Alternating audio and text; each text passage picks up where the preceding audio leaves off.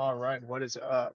It is me, Mason B. Duncan. I think I have like 9 subscribers here, but I recently just posted on my Instagram and I was like, hey, I think I'm gonna go through some different dunks and just kind of talk about different technique advice that I have for them because that's something that I kind of want to do. I'm not super into, depends on exactly what I'm talking about, but I'm not super into creating a lot of content, if you know what I'm saying. I'm a dunker.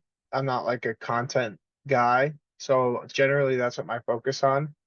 But recently I've kind of found myself wanting to put more effort into it and I wanted to do it in a way that is going to be enjoyable for me. And I think that once I figure out solid ways to do this, I think this will be super enjoyable for me. But for now, it's going to be a pretty steep learning curve, so just stick with me. But I'm going to start right now and I'm going to go through technique advice that I have for just an off lob windmill, which that's a lot of people's first trick dunks, like windmills are 360s. So I'm figuring starting here is going to be good.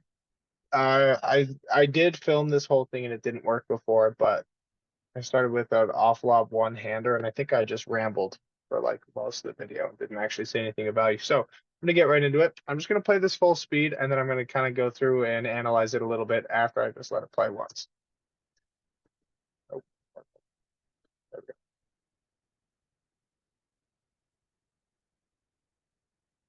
we go.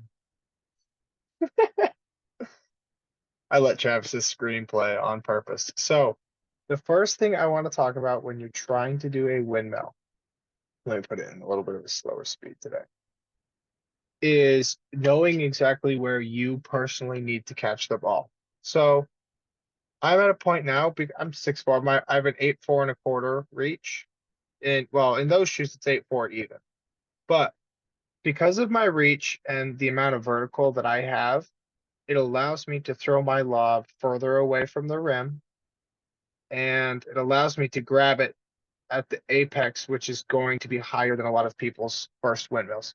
So I grab it at the apex of the bounce, and I really have been working on my spacing of my lobs because I want to finish them straight ahead of me instead of finishing with my arm bent back. But for your first windmill specifically, your lob is going to be closer to the rim and your lob is not going to be as high as mine. But that's it's all going to come down with reps. Like if you're just starting off trying to get windmills, you'll you might start with off dribble just because it's the easiest way to get the motion down. But your first off lob ones, the lob, you almost want the lob to land like the highest point of the lob you want to be about 3 feet under the rim and probably 4 feet away from it. So right in that little Goldilocks zone for your first one is going to be perfect because you're not going to get that full extension. You're going to start a little bit lower because you're not going to have like the same height that I have been getting recently. So watch that hand. I'm going to rewind it just a little bit. So biggest thing with a windmill, when you catch it, you want to catch the ball in an advantageous position.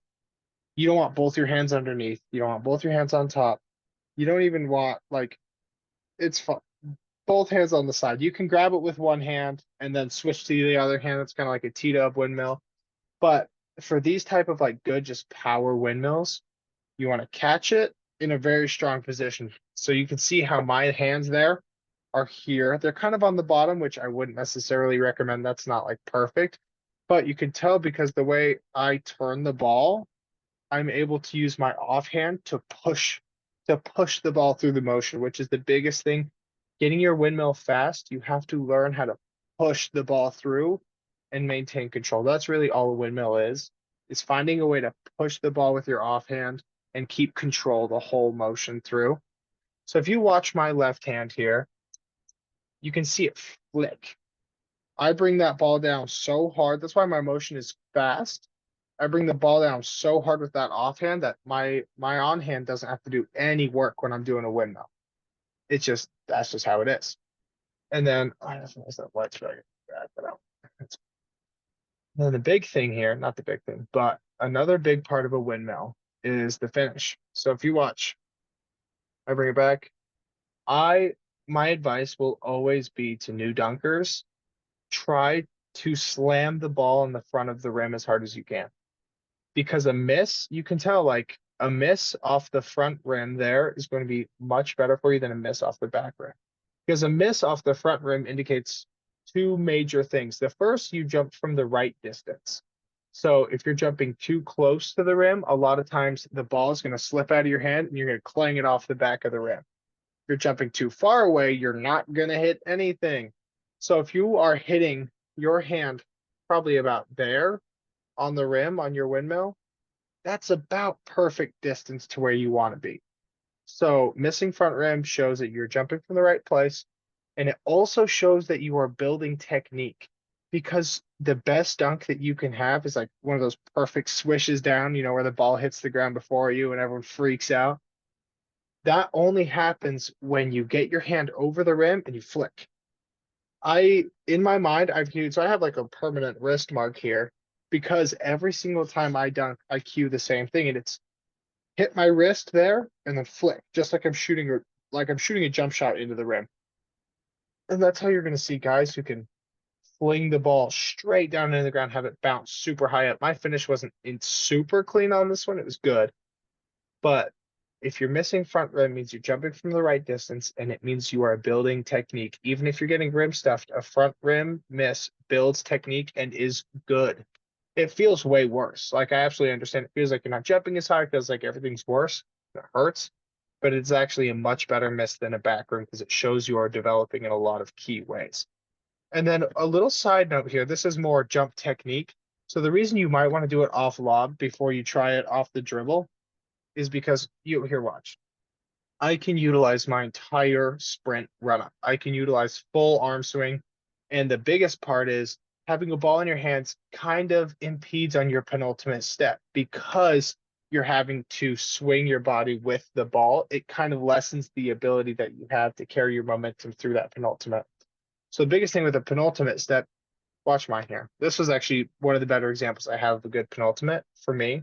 Not like as like Travis Slade, his is insane. But I take off from the free throw line and both my feet are in the air for a decent amount of time. You want to jump into your penultimate step. It's almost like a jump before a jump. It allows you to carry the most speed and power. Biggest thing on your jump, I'm just going to get a little into technique here. The two biggest things are being low and being fast. The lower you are to the ground, the more, I guess, what's the word I'm thinking of? The more ability you have to change your range, like your motion.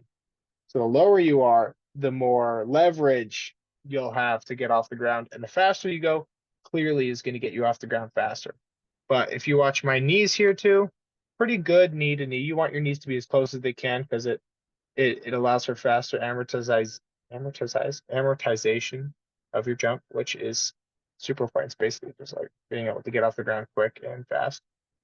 But so that's just like a little bit on technique. I wouldn't worry about that too much when you're just starting because your technique is going to develop as you go. And thinking about technique, I think too early is actually much more harmful than it is good. So, big thing on windmill, push through with your offhand, miss front rim. And obviously, if it's your first time, you're probably not going to have that full arm extension.